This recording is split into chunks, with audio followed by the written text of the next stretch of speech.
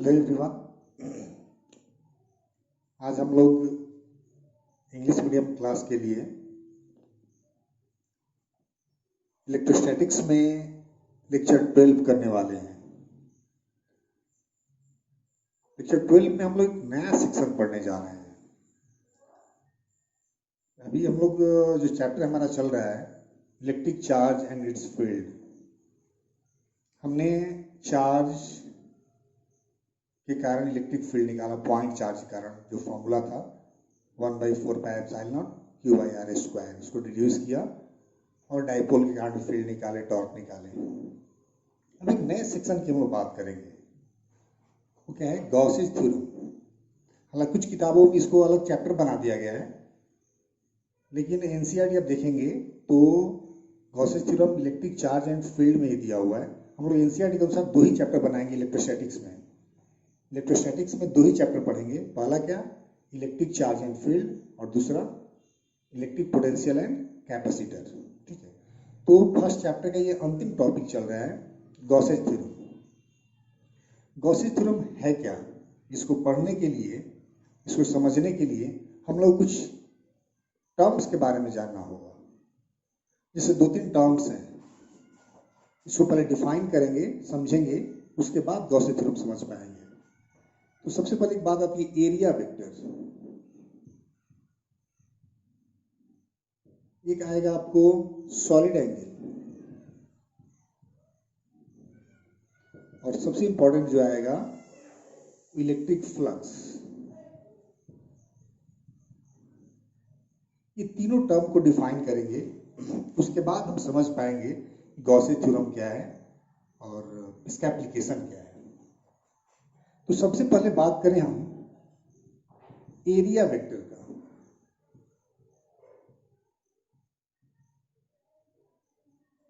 Area vector क्या होता है? एरिया आप जानते हैं, एरिया क्या होता है, length into breadth. Length be a scalar quantity, breadth be a scalar quantity, area will also be a scalar quantity. But in special cases, in few circumstances, we can assume the area as a vector when the area is very small. किसी surface का area जो होता है scalar quantity होती है, but उसके एक बहुत ही छोटे से पार्ट को लिया जाए, एलिमेंट्री एरिया को लिया जाए, तो we can treat it as a vector. जैसे मान लीजिए एक एनी शेप का सरफेस है, क्लोज सरफेस है, ये मान लीजिए एक स्फीयर है, एक सरफेस है, या एक सिलिंड्रिकल शेप का कंटेनर है, एक सरफेस से घिरा हुआ है। इसमें इसका एरिया भी होगा, ये भी एरिया है, ये भी एरिया है, ये भी एरिया है। हम लोग क्या करेंगे कि जब इसके छोटे से पार्ट को लेंगे, जैसे यहां पर हमने एक छोटा एलिमेंट्री एरिया ले लिया, this area can be treated as vector. तो जब इसको वेक्टर के रूप में ट्रीट कर सकते हैं, it means it have the specific direction. And what will be that direction? The direction of area vector be taken as perpendicular to the surface. इस छोटे से सरफेस पर एक ही परपेंडिकुलर होगा, ये स्पेशल डायरेक्शन होगा। यहां पर लेके दूसरे डायरेक्शन में चला जाएगा, दूसरा एरिया वेक्टर होगा। ये एरिया वेक्टर एक है, ये दूसरा होगा, ये तीसरा होगा, ये चौथा होगा, अलग अलग हो सकता है। मतलब छोटा सा एरिया आप लेंगे तो उसको हम ट्रीट कर सकते हैं एज ए एरिया वेक्टर। ठीक है, तो हमने एक छोटा सा यहां पर पार्ट ले लिया, ये एरिया पूरा S है, ये छोटा सा पार्ट है ds, इसको हम वेक्टर के रूप में यूज कर सकते हैं। And its direction be always perpendicular to the surface. इसे यहां पर लेंगे, ये ds2 कहलाएगा, ये ds1 कह सकते हैं। इसका डायरेक्शन इस डायरेक्शन में होगा, इसके नॉर्मल डायरेक्शन में होगा। तो एरिया वेक्टर का डायरेक्शन जब भी होगा नॉर्मल टू द सरफेस। ठीक है, area is a scalar quantity, but in special cases, in few circumstances, in few condition, we can assume it as a vector When it can be treated as a vector? If the area be very small, we assume that area as a vector quantity, and if we assume that area as a vector quantity, it must have a specific direction, and that will be always perpendicular to the surface. That small surface, उस small surface के perpendicular direction में होगा. Is it clear? चलिए, दूसरा term है आपको solid angle. Solid angle क्या है? What is solid angle? Angle तो वर्ड जानते हैं आप. एंगल क्या होता है? Inclination between two lines, straight lines. दो स्ट्रेट लाइन के बीच का जो इंक्लिनेशन होता है, एक्यूट इंक्लिनेशन, वो भी एक्यूट लेंगे हम. क्यों एक्यूट लेंगे? इसलिए दो लाइंस हैं, एक दूसरे को क्रॉस कट कर रही हैं. यहाँ पर दो इंक्लिनेशन, ये भी इंक्लिनेशन है, ये भी है. तो always taken angle as acute inclination taken in anti-clockwise direction. Angle जब भी मापते हैं कैसे मापते हैं? Anti clockwise direction. Clockwise direction में मापेंगे तो नेगेटिव हो जाएगा वो.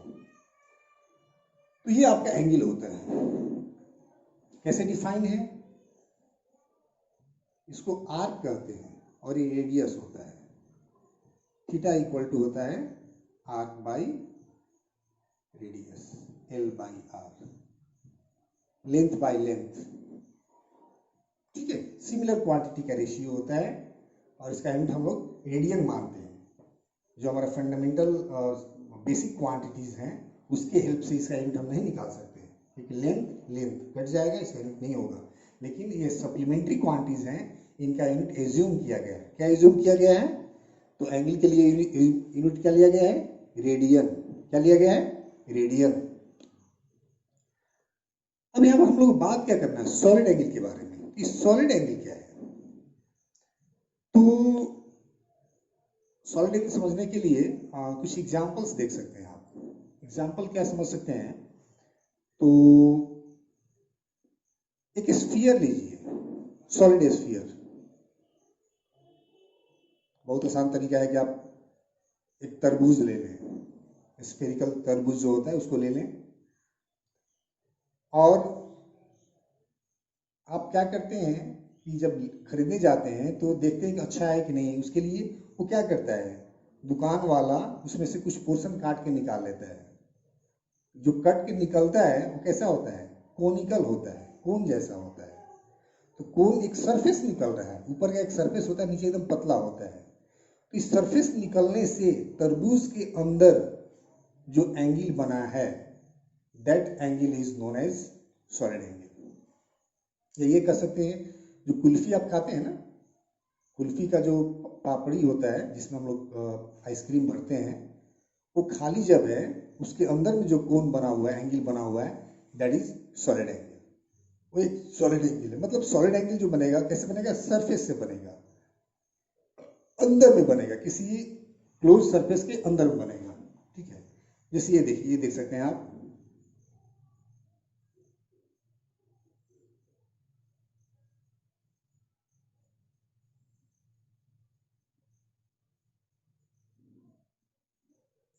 ये जो एंगल बनाना गोल वाला यहाँ पर, ये सरफेस एरिया है जो आपने काट के निकाला था तरबूज से या आइसक्रीम वाला. इसको डी ओम कहते हैं, ये डीएस होता है.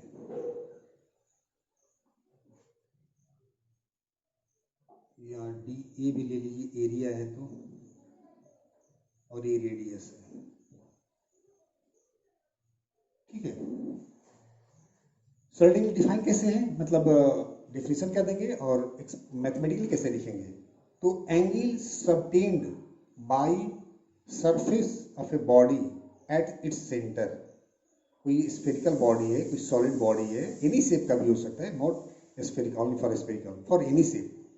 कोई सॉलिड बॉडी है, उसके किसी एक सरफेस द्वारा, किसी एक पार्ट द्वारा उसके सेंटर पर जो एंगल सबटेंड किया जा रहा है, गोल वाला angle, that angle is known as solid angle and is given as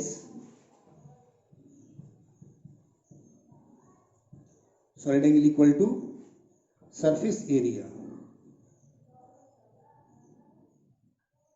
by radius का स्क्वायर, इसको डी ओम से लिखेंगे। कैसे लिखेंगे? D ohm, D S by, चलो डी एस से लिखते हैं, D S by R square. अब ये आपका सॉलिड एंगल हुआ। जैसे यहां पर हमने देखा कि एंगल का मैक्सिमम वैल्यू कितना होता है, एंगल जो होता है एल बाई आर पर डिपेंड करता है। ये एल यही था ना, ये एल होता है, ये आर होता है। आर तो चेंज होगा नहीं, एंगल किस पे डिपेंड कर रहा है? एल पर। एल बढ़ेगा, ये पूरा हो सकता है, मैक्सिमम नहीं हो सकता है, कितना? 2 पाई आर, सर्कमफरेंस के बराबर, बाई आर कैंसिल, 2 पाई। ये एंगल का वैल्यू मैक्सिमम वैल्यू हो सकता है, इससे अधिक एंगल का वैल्यू नहीं होगा। 2 पाई मतलब कितना? 360 डिग्री, 180। 2 पाई मतलब 180, 2 पाई मतलब 360 डिग्री, इससे अधिक नहीं हो सकता। सॉलिड एंगल कितना होगा? किसी सरफेस के अंदर जो सॉलिड एंगल बनेगा मैक्सिमम वैल्यू कितना हो सकता है? या ये कह लें कि एक छोटा सा पोर्शन इतना एंगल बना रहा है, पूरा क्लोज सरफेस कितना एंगल बनाएगा? जैसे पूरा सर्किल कितना एंगल बनाया 360 का, वैसे पूरा क्लोज सरफेस कितना एंगल बनाएगा? तो मैक्सिमम वैल्यू ऑफ,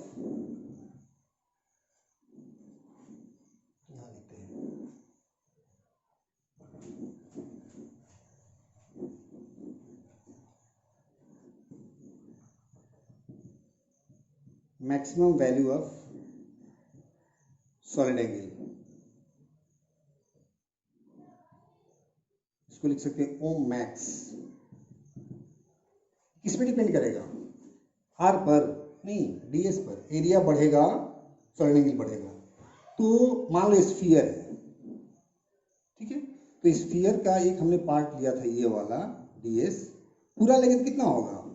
स्फीयर का पूरा सरफेस लेंथ कितना होगा? 4 पाई आर स्क्वायर, बाई क्या है? आर स्क्वायर, कैंसिल हो जाए, कितना हुआ? 4 पाई।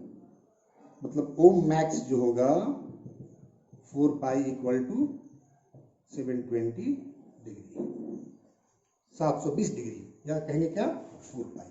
तो हम इसको यूज करेंगे 4 पाई को, जब गॉसेस थ्योरम का प्रूफ पढ़ेंगे वहां पर ये आएगा, इसकी आवश्यकता पड़ेगी। इसलिए मैंने आपको बता दिया कि सॉलिड एंगल जो होता है उसका मैक्सिमम वैल्यू कितना होता है?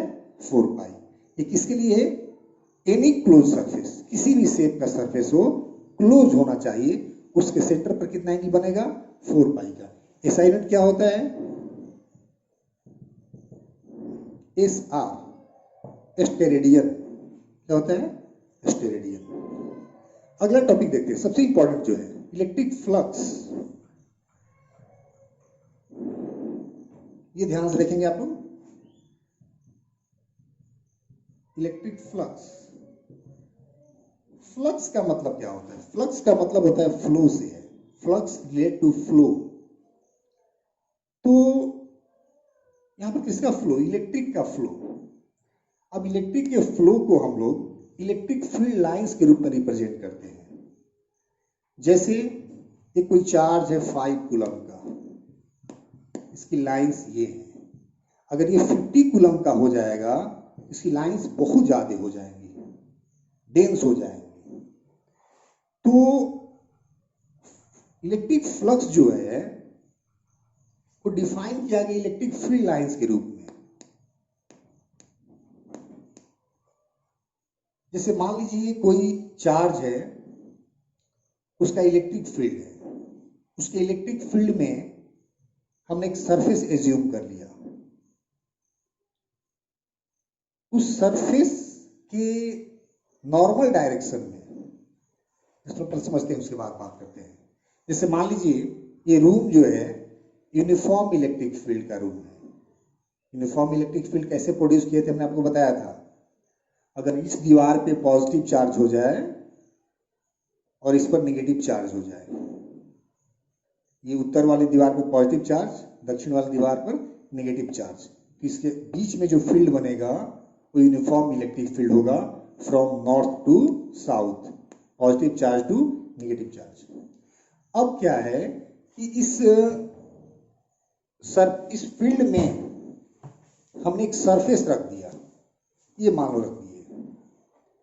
इसमें कितने एरिया हैं, इस क्लोज सरफेस में कितनी एरिया है, कितने सरफेसेस हैं, 1 2 3 4 5 एंड 6। अब इसको एरिया वेक्टर बनाना है। ये एरिया वेक्टर कब बनेगा, जब इसका डायरेक्शन कहाँ होगा, upward normal to the plane, इसका towards east normal to the plane, इसका डाउनवर्ड, इसका टुवार्ड्स वेस्ट, इसका टुवार्ड्स साउथ, इसका टुवार्ड्स नॉर्थ। तो अब जो फ्लक्स गुजरेगा इस सरफेस से क्रॉस करेगा, बड़ी गर्मी लग रही है,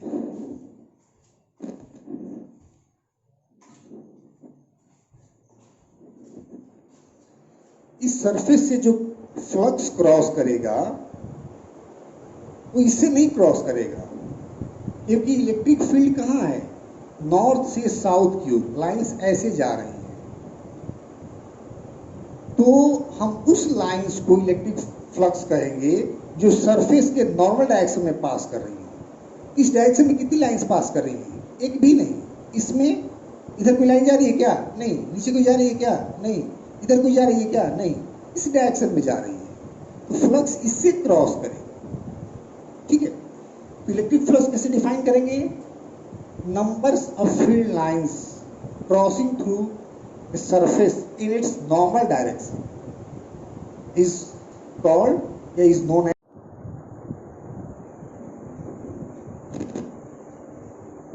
स्पेस खत्म होने की वजह से वीडियो रुक गया था, तो हमने लिख भी दिया है। इलेक्ट्रिक फ्लक्स क्या है, electric flux is defined as numbers of electric field lines crossing through a surface in its normal direction, surface के नॉर्मल डायरेक्शन में। तो सरफेस कहाँ रखा हुआ है, placed in an electric field.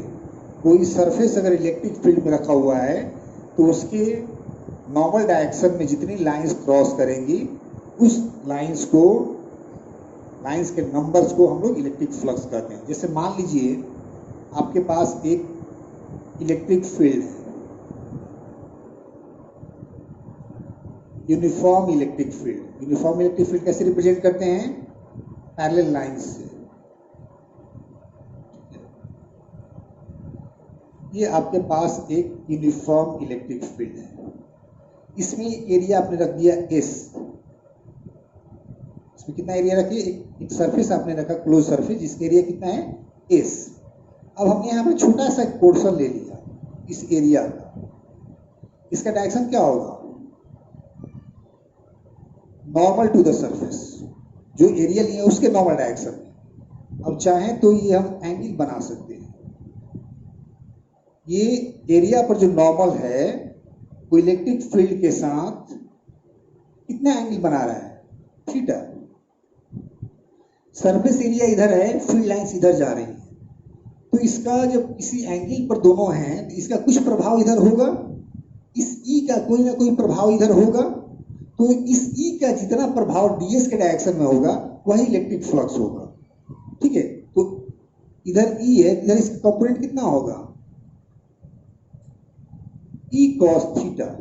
कितना होगा, E cos थीटा। तो E cos theta into ds is known as electric flux. Mathematically क्या कहेंगे, यहां लिख सकते हैं,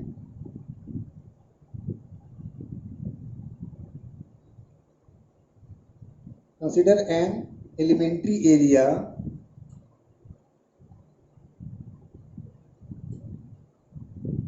placed in area ds लिख देते हैं, ds placed in uniform electric field at an angle theta. Hence, electric flux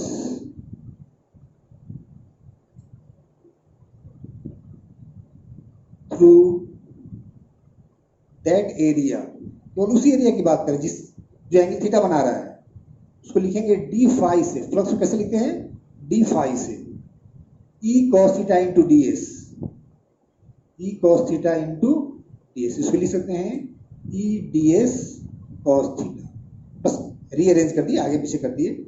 इसको आप ऐसे भी लिख सकते हो, ए बी कॉस थीटा जो होता है ए डॉट बी होता है, कितना होता है ए डॉट बी, तो आप वेक्टर फॉर्म में भी लिख सकते हैं ई डॉट ds। ये आपको इलेक्ट्रिक फ्लक्स का फॉर्मूला मिल गया। या तो क्या कहेंगे ई डी एस कॉस थीटा, इससे वैल्यू निकल जाएगा और ये वेक्टर फॉर्म रिप्रेजेंट है। तो आप देख रहे हैं कि फ्लक्स जो है इलेक्ट्रिक फील्ड और एरिया वेक्टर के डॉट प्रोडक्ट से डिफाइन है। It means what, it will be A scalar quantity. Electric flux क्या होगा, स्केलर क्वांटिटी होगा। ठीक है,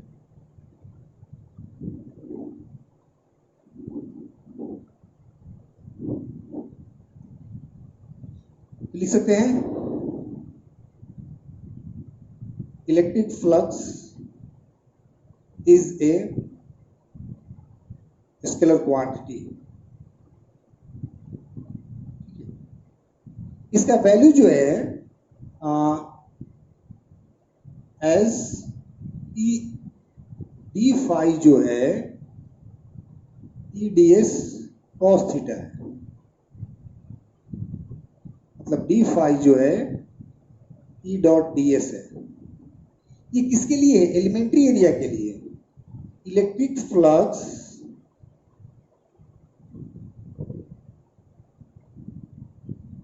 थ्रू एनी क्लोज सरफेस, उसको फाई कहेंगे। पूरा क्लोज सरफेस हो तो उससे कितना फ्लक्स गुजरेगा। अब यहीं देख लीजिए आप, ये एक एरिया है, एक यहाँ एरिया होगा, यहाँ होगा, यहाँ होगा, यहाँ होगा, बहुत सारे एरिया होगा, बहुत सारे एरिया होंगे। सबके लिए फ्लक्स निकालेंगे और जोड़ देंगे। जोड़ने का तरीका क्या होता है, इंटीग्रेशन। वो भी कैसा इंटीग्रेशन, क्लोज और सरफेस। इस सरफेस का इंटीग्रेशन ले रहा है ना, ई डॉट डी एस। यहाँ इस लिख देने से मतलब ये हुआ कि डीएस जो है लेंथ नहीं है, क्या है, एरिया है। ये किसी भी क्लोज सरफेस से फ्लक्स निकालना होगा तो ये फॉर्मूला अप्लाई करेंगे, ई डी एस का क्लोज सरफेस इंटीग्रल। ठीक है, अब आपका इलेक्ट्रिक फ्लक्स जो है वो दो तीन बातों पर डिपेंड करेगा। एक तो ई पर, डीएस पर और थीटा पर। कभी फ्लक्स जीरो भी हो सकता है, कभी मैक्सिमम भी हो सकता है, कभी पॉजिटिव भी हो सकता है, कभी नेगेटिव भी हो सकता है। अगर ई भी है, डीएस भी है, थीटा बदलने से फ्लक्स जीरो भी हो सकता है, पॉजिटिव भी हो सकता है, नेगेटिव भी हो सकता है। तो नोट में लिख लेते हैं इसको, special cases. 1 when theta equal to 0 degree. Theta 0 होगा तो cos 0 कितना होता है, 1, तो डी फाई कितना होगा, ई डी एस। ये मैक्सिमम वैल्यू होगा। मतलब ये हुआ कि इलेक्ट्रिक फील्ड और एरिया वेक्टर दोनों एक ही डायरेक्शन में हैं, तो फ्लक्स क्या होगा, मैक्सिमम होगा। Case 2 when theta equal to 90 degree, मतलब क्या हुआ, इलेक्ट्रिक फील्ड साउथ की ओर है, एरिया वेक्टर ऊपर की ओर है, एंगल कितना हो जाएगा 90 डिग्री। उस केस में डी फाई कितना होगा, cos 90 क्या होता है, 0। when theta equal to 180 degree, मतलब समझ रहे हैं, एरिया इलेक्ट्रिक फील्ड इस डायरेक्शन में टुवर्ड साउथ और area vector towards north, angle कितना हो गया 180। तो 180 कितना होता है, cos 180 -1। तो उस केस में डी फाई जो हो जाएगा माइनस ई डी एस हो जाएगा। ठीक है, तब निगेटिव भी हो सकता है। इतना क्लियर है। तो फ्लक्स निकालने के लिए हमारे पास फॉर्मूला क्या है, E D S cos theta. E का वैल्यू पता चाहिए, डी एस का वैल्यू पता चाहिए और उनके बीच का एंगल चाहिए, ई और डी एस के बीच का एंगल। जब एंगल 0 होगा ई डी एस लिख सकते हैं, 90 होगा तो फ्लक्स 0 होगा और 180 होगा तो नेगेटिव फ्लक्स आएगा। ठीक है, तो थोड़ा सा बात कर लेते हैं यूनिट एंड डायमेंशन का। तो फॉर्मूला पता है, यूनिट डायमेंशन लिख सकते हैं, S I unit of electric flux. Electric flux कितना है, ईडीएस, इलेक्ट्रिक फील्ड का क्या होता है? न्यूटन कूलम स्क्वायर इनवर्स पढ़े हैं? देखो आपके पास फॉर्मूला क्या है? E D S. इसको कैसे तोड़ सकते हो? ई को क्या लिख सकते हो? F by Q into D S. Electric field force by charge into D S. Force के लिए क्या? न्यूटन। चार्ज के लिए क्या? कूलम। और डी एस एरिया है मीटर स्क्वायर। तो क्या हो गया? Newton metre square coulomb inverse. Newton metre square coulomb inverse. And dimensional formula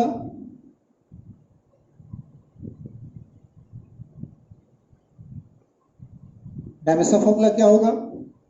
तो वहीं से लिखिए, फिर उसी फॉर्मूला से ही।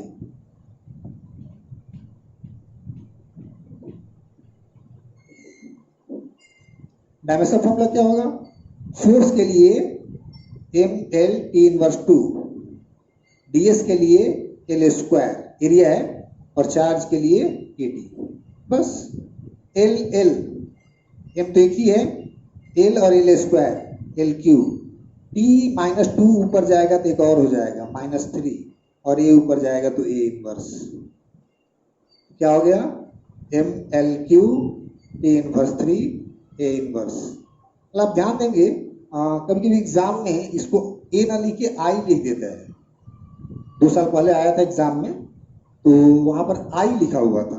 एम्पियर के लिए करंट के लिए हम लोग पहले आई यूज करते थे, पुरानी जो किताबें हैं, लेकिन आज हम लोग ए यूज करते हैं। तो दोनों आप जान लेंगे, आई भी रहेगा तो गलत नहीं है। M L Q T inverse 3 I inverse तो भी सही है, ए इनवर्स है तो भी सही है। तो आज हमने क्या पढ़ा? हमने देखा कि एरिया वेक्टर क्या है। एरिया वेक्टर क्या होता है? एरिया स्केलर क्वांटिटी होती है, लेकिन एक छोटा सा पार्ट लेंगे तो उसको वेक्टर ट्रीट कर सकते हैं। डीएस वेक्टर डीएस से लिखते हैं। डायरेक्शन क्या होता है? Normal to the surface. ये एरिया लेंगे तो ऊपर होगा, ये एरिया लेंगे तो इधर होगा। उसके बाद हमने सॉलिड एंगल की बात की। तो किसी सॉलिड बॉडी द्वारा उसके सरफेस द्वारा, सॉलिड बॉडी के सरफेस द्वारा उसके सेंटर पर जो एंगल बनता है गोल वाला, उसी को हम क्या कहते हैं? सॉलिड एंगल कहते हैं। और इसमें सबसे इंपॉर्टेंट बात जो है ध्यान रखने वाली, सॉलिड एंगल क्या होता है? सरफेस एरिया का स्क्वायर, सरफेस एरिया बटा में रेडियस का स्क्वायर। सरफेस एरिया बटा में रेडियस का स्क्वायर, ठीक है। इसका मैक्सिमम वैल्यू कितना आएगा? 4 पाई। उसके बाद हमने क्या पढ़ा? इलेक्ट्रिक फ्लक्स पढ़े। इलेक्ट्रिक फ्लक्स क्या है? Numbers of field lines crossing through a surface in its normal direction. कोई सरफेस इलेक्ट्रिक फील्ड में रख दिया गया तो उसके किसी भाग से उसके नॉर्मल डायरेक्शन में जो फील्ड लाइंस क्रॉस कर रही हैं, उन फील्ड लाइंस के नंबर्स को क्या कहते हैं? इलेक्ट्रिक फ्लक्स कहते हैं। कैसे डिफाइन होता है? तो अभी लिखे थे हम लोग ई D S cos theta, E dot D S dot product से डिफाइन है, इसलिए क्या है? स्केलर क्वांटिटी है। पूरे क्लोज सरफेस से निकालना हो इंटीग्रेट कर देते हैं। ई डॉट डी एस, ये स्मॉल एरिया से हुआ, डी एस एरिया से। अगर पूरा सरफेस से निकालना हो क्लोज सरफेस से, तो क्लोज इंटीग्रेशन सरफेस इंटीग्रल इस लगा देंगे, ये आपको पूरा फाई मिल जाएगा। क्या मिल जाएगा? फाई। तो क्लोज सरफेस से क्रॉस करने वाला फ्लक्स कितना होता है? ईडीएस, ठीक है। अब इतना जान लिए तो हम एक लाइन में स्टेटमेंट लिख सकते हैं गॉसेस का, गॉसेस थ्योरम का। गॉस ने जो अपना लॉ दिया है, थ्योरम दिया है, हालांकि लॉ बन चुका है, थ्योरम भी पढ़ते हैं हम, लिखते हैं उसको, लॉ भी लिख सकते हैं। तो कहते हैं कि किसी भी क्लोज सरफेस से, जैसे मान लो ये क्लोज सरफेस है, इससे फ्लक्स गुजर रहा है, तो फ्लक्स कब गुजरेगा? जब चार्ज हो। जैसे मान लीजिए चार्ज हो Q1, Q2, Q3, ये -Q3 है। तो कहते हैं कि इस प्लस चार्ज है तो बाहर की ओर होगा, प्लस चार्ज है बाहर की ओर होगा, माइनस चार्ज है तो अंदर की ओर होगा, दोनों घट जाएगा। फ्लक्स स्केलर क्वांटिटी है, बाहर जाने वाला माइनस अंदर आने वाला, तो नेट बचेगा। तो कहते हैं किसी सरफेस से क्रॉस करने वाला कुल फ्लक्स फाई उस सरफेस द्वारा घेरे गए कुल charge Q1 plus Q2 minus Q3 के 1/ε0 टाइम्स होता है। क्या का स्टेटमेंट है? Electric flux crosses through a closed surface B equal to 1 by epsilon naught times the net charge या total charge, the net charge और total charge enclosed by that closed surface. और उस closed surface को हमको Gaussian surface भी कहते हैं. क्या कहते हैं? Gaussian surface. ठीक है, तो लिख लेते हैं.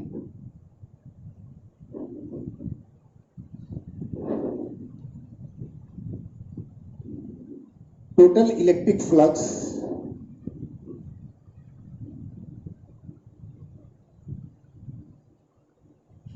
through a closed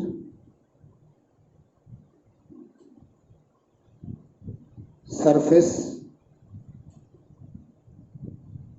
Gaussian surface. Total electric flux, एक वर्ड जोड़ लो, क्रॉसिंग थ्रू या पासिंग थ्रू. क्रॉसिंग थ्रू एक क्लोज सरफेस, उस सरफेस क्या कहेंगे? Gaussian surface is equal to 1 by epsilon naught times the total charge या नेट चार्ज भी कह सकते हैं. Net charge, total charge, net हालांकि वेक्टर में जनरली यूज होता है. Total charge enclosed by that closed surface. एक बात ध्यान रखेंगे, गॉसेस थ्योरम तभी अप्लाई होगा जब सरफेस कैसा हो? क्लोज हो. गॉसेस थ्योरम तभी अप्लाई करेंगे जब सरफेस क्या हो? क्लोज हो. अब इसको मैथमेटिकली कैसे लिखेंगे?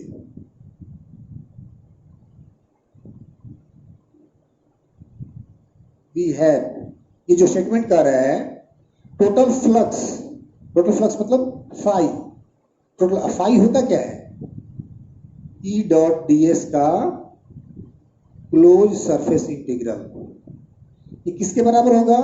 Q इन या Q नेट, उस क्लोज सरफेस के अंदर, बाहर का नहीं चार्ज, उसके अंदर का कुल चार्ज बटा में 1 by एप्सिलॉन. ये आपको गॉसेस थ्योरम का स्टेटमेंट है. इसको चाहे तो हम दो पार्ट में लिख सकते हैं. ऐसे लिख सकते हैं, phi equal to Q in by epsilon not.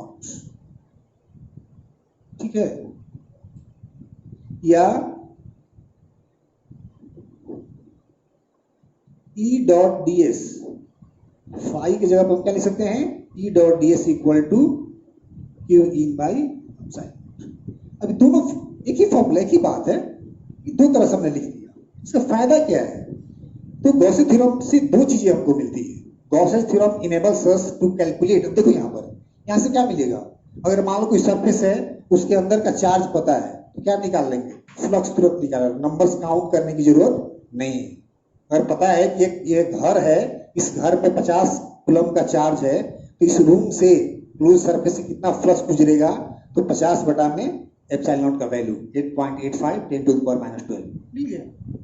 तो फ्लक्स निकाल लेंगे, आसानी से फ्लक्स निकाल लेंगे. किसको यूज करके? गॉसेस थ्योरम यूज करके. लेकिन हाँ, ध्यान रखना चाहिए, जो चार्ज है वो क्या होना चाहिए? क्लोज होना चाहिए. किस तरह के सरफेस? किसी भी तरह का सरफेस हो. जैसे ये रूम है, ऐसा हो सकता है, क्यूबिकल हो सकता है, क्यूबॉइड के रूप में हो सकता है, घन या घनाभ के रूप में हो सकता है. ठीक है, मान लो कोई स्फीयर है, गेंद है, उसके अंदर चार्ज है, तो भी फ्लक्स उतना ही जाएगा. ठीक है, तो ये फॉर्मूला जो है इनेबल्स अस, मतलब Gauss's theorem enables us to calculate total electric flux through a close surface. या ये जो फॉर्मूला अप्लाई करेंगे, टोटल चार्ज हमको पता है, एप्सिलॉन को पता है, यहां से हम इलेक्ट्रिक फील्ड निकाल सकते हैं. एक्चुअली में गॉसेस थ्योरम का एप्लीकेशन जो हमारा है, इलेक्ट्रिक फील्ड कैलकुलेट करने में ही है. इलेक्ट्रिक फील्ड कैलकुलेट करेंगे. अभी तक हम इलेक्ट्रिक फील्ड कैलकुलेट कर रहे थे पॉइंट चार्ज के फॉर्मूला के द्वारा. अब यहां पर हम लोग गॉसेस थ्योरम को अप्लाई करके किसी चार्ज, पॉइंट चार्ज हो या डिस्ट्रीब्यूशन ऑफ चार्ज हो, उसके लिए हम लोग क्या कैलकुलेट करेंगे? इलेक्ट्रिक फील्ड कैलकुलेट करेंगे. तो दो चीजें, इलेक्ट्रिक फ्लक्स और इलेक्ट्रिक फील्ड, दोनों चीजें हम कैलकुलेट कर सकते हैं. ठीक है, जैसे मान लो कि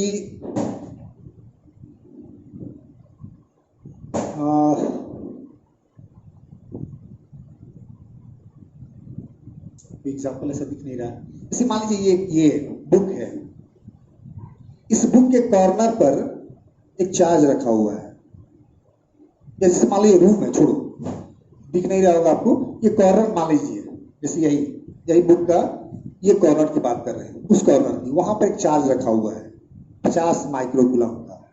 तो कह रहा है कि इस रूम से कितना फ्लक्स गुजरेगा। ये चार्ज कहाँ है? कॉर्नर पे। घेर बंद है क्या? नहीं। तो बंद करेंगे कैसे? इधर इतना लाइन है ना, एक दीवार इधर है, तो एक दीवार उधर जाएगा, इधर आ गया एक दीवार, समझ रहे हैं? इतना दीवार इधर आ गया, ये बीच में हो गया। लेकिन इधर तो किनारे है ना, तो फिर इधर से भी रखेंगे 1 2 3 4, तब क्या हो गया? ये बीच में हो गया। लेकिन अभी भी ऊपर से खुला है, तो 4 और किताब ऊपर से रखनी होगी, तब नहीं बीच में आएगा। समझ रहे मेरी बात? इस चार्ज को घेरना है तो इस किनारे पर है, इतना इधर रखेंगे, बीच में आ गया। लेकिन अभी भी इस किनारे बाहर है, इधर से भी 2 किताब रखेंगे, ये बीच में आ गया। लेकिन ऊपर से तो खुला है अभी, ऊपर से भी 2 किताब रख देंगे, मतलब 1 2 3 और 4। तो इसको घेरने में कितना किताब लगा? 1 2 3 4 नीचे वाला और 4 ऊपर वाला, 8। मतलब ये हुआ कि फ्लक्स गुजर रहा था पूरे क्लोज करने में Q बाई एप्सिलॉन नॉट। कितने किताब से गुजर रहे हैं? 8 किताब से। तो एक किताब से 1/8, मतलब इस रूम के अगर कॉर्नर पे रखा हुआ है तो कितना गुजरेगा? 1/8। ठीक है। अगर इस रूम में इस जमीन पे रख दिया गया तो कह रहा है कितना फ्लक्स गुजरेगा? मान नीचे से खुला है, ऐसा रूम होगा नहीं, नीचे से खुला है, तो कितना गुजरेगा? तो ऐसा ही हॉल एक नीचे से लगा देंगे, एक हॉल ऊपर से, एक हॉल नीचे से। अब ये चार्ज क्या हो गया? घिर गया। तो पूरे घिरे हुए सरफेस से कितना जाएगा? Q by epsilon not. एक से कितना जाएगा? 1/2। बहुत डिफरेंट टाइप के सवाल मिलेंगे, हम लोग फिर सवाल भी करेंगे और इसका एप्लीकेशन पढ़ेंगे। एप्लीकेशन क्या पढ़ेंगे? तो कोई पॉइंट चार्ज हो या infinite long distribution of charge हो या किसी भी तरह का डिस्ट्रीब्यूशन ऑफ चार्ज हो, उसके लिए हम इलेक्ट्रिक फील्ड निकालना सीखेंगे गॉसेस थ्योरम से। यहां से 2 क्वेश्चन आता है, 2 तरह से क्वेश्चन आता है लॉन्ग क्वेश्चन में। State and proof Gauss's theorem, define electric flux, state and proof Gauss's theorem, ये एक तरह से क्वेश्चन आता है। दूसरा क्वेश्चन आता है state Gauss's theorem and find electric field applying this theorem. अब उसमें क्या दे देगा कि कोई इन्फिनाइट लॉन्ग वायर है, उसके लिए इलेक्ट्रिक फील्ड निकालें, या कहेगा कि कोई सीट है, चार्ज सीट है, उसके लिए फील्ड निकालें। ठीक है, तो क्या क्वेश्चन पूछ सकते हैं हम लोग अगले क्लास में, अगले वीडियो में इसको डिस्कस करेंगे। आज इतना ही रहते हैं, चलिए, थैंक यू।